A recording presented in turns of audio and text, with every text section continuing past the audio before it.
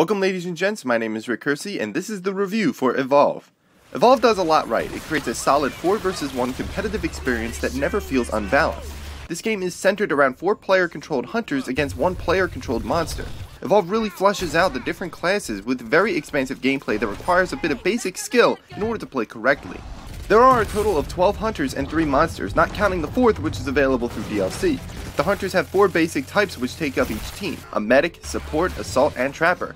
Each has the basic functionality you would expect from them, but depending on what type of specific hunter you play will dictate exactly what abilities you have at your disposal. For example, the medics Val and Lazarus both have the ability to heal their teammates, but Val is a little bit more precise with her med gun, while Lazarus has the ability to revive allies from the dead. Understanding your class and how to play it is crucial to a successful game. Actual communication with your teammates isn't exactly required, but everybody needs to know their roles. As the hunters, the goal is to track and kill the enemy monster. Using clues throughout the world like tracks or flocks of birds, the hunters are able to gain a general idea of where the monster was. But a thing you need to watch out for is the wildlife that fills each map. There are creatures that will be hostile not only towards the hunters, but to the monster as well. Some will drop buffs and can be picked up, and even plants will attempt to eat you. The planet of Sheer, where the game takes place, feels rich with so much life. As the monster, the goal is to feed on native creatures to build up armor and fill up your meter to evolve. There are 3 stages to the monster. Starting at stage 1, the monster is at its smallest and weakest form, and would be wise to stay on the move and avoiding hunters by any means necessary. At stage 2, the monster gains more overall health and increases in size. It can now hold its own in a fight, but it still might be better to continue on the move and feeding. And finally, at stage 3, the monster is at its final form, with maximum health and an increased amount of damage. When at stage 3, depending on how the game has been going, the hunters become the hunted. In Evolve's headlining game mode Hunt, the monster always has a chance for victory by killing all the hunters, but when at stage 3 it now has the opportunity to destroy a power relay as an alternate way of winning.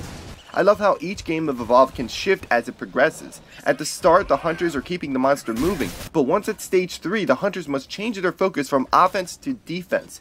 Knowing when to change that focus is another way in which Evolve demonstrates the amount of thought that is required when going about a single game.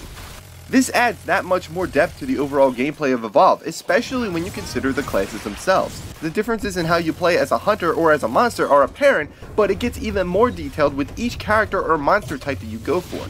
The way you play the Goliath might not necessarily be the same way you would play the Leviathan. But in all the ways Evolve shows off its brilliance, I often felt that the positives are dragged down by a few key things. There is an amount of frustration with the game. As I said before, the game requires the hunters to understand their roles. This can be frustrating when you're playing a game with a medic that would rather snipe than heal, or a teammate that decided to not move from the starting point. As the monster, the game can also get aggravating when you feel like the hunters are always right behind you, continually pestering you as you attempt to feed on creatures. There were many times where I felt like it was almost impossible to escape from the hunters as they seemed to always be able to keep up with me. As for the leveling system, I felt that it was an odd design choice to have me level specific abilities rather than reaching an overall level before being able to unlock the next character. For example, Hyde's poison grenade sounds useful on paper, but in practice the monster never stays still long enough for it to be an option. There are other game modes in Evolve besides Hunt. There is Nest, where the monster must protect eggs while the hunters attempt to destroy them, Rescue, where the hunters attempt to evacuate survivors while the monster attempts to kill them, and finally Defend, where the hunters attempt to fight off lesser monsters led by a stage 3 monster. All these game modes are nice, but there are no playlists to access them individually. They are all randomized as a bunch like in the mode Evacuation, which acts as Evolve's campaign mode. Evolve lacks a compelling story, but story wasn't really something I expected from the game anyway. The general idea is that monsters are attacking the colonists of Sheer, and the hunters are called in to help them evacuate over the course of 5 days. The Evacuation mode takes all the game modes and throws in a unique twist where the winning team gains an advantage in the next game.